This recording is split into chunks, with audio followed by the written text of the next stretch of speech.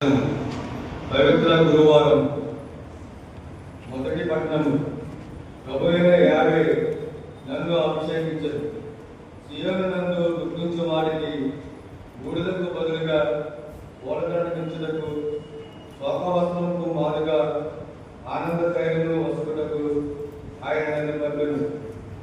యెషయా గ్రంథము 61వ అధ్యాయము 1-3 వచనములు మరియు 6, 8, 9 వచనములు.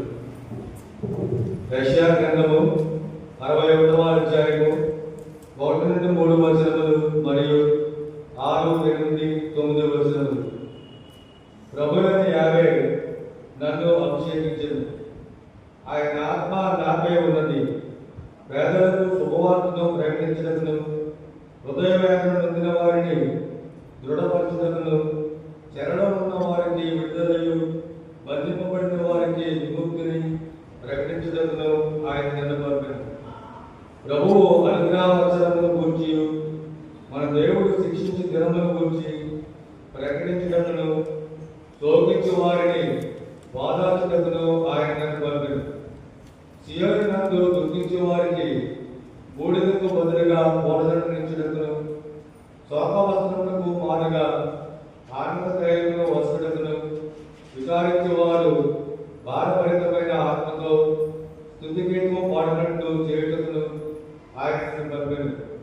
తన కీర్తి కొరకు ప్రభువే స్వయంగా నాటుకొనిన నీతి వృక్షములు అని ఆ దుఃఖార్తులకు ప్రేరితులు.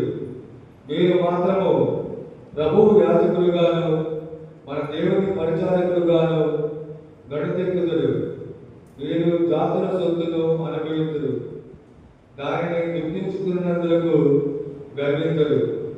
ప్రభువు ఇట్లు అనుచున్నాడు, ప్రభుడనైన నేను నీతిని అభిమానించును, పరపీడనను దుష్టవర్తనను అసహించుకొనను.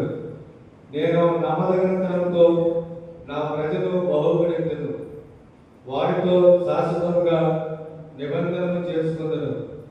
వారు జాతులన్నింటిను సుప్రసిద్ధులగుదురు, వారి సంతానమునకు ఖ్యాతి కలుగును. వారిని చూచిన వారందరూ నేను వారిని దీవించునని గుర్తింతురు. ఇది ప్రభువు వాక్కు.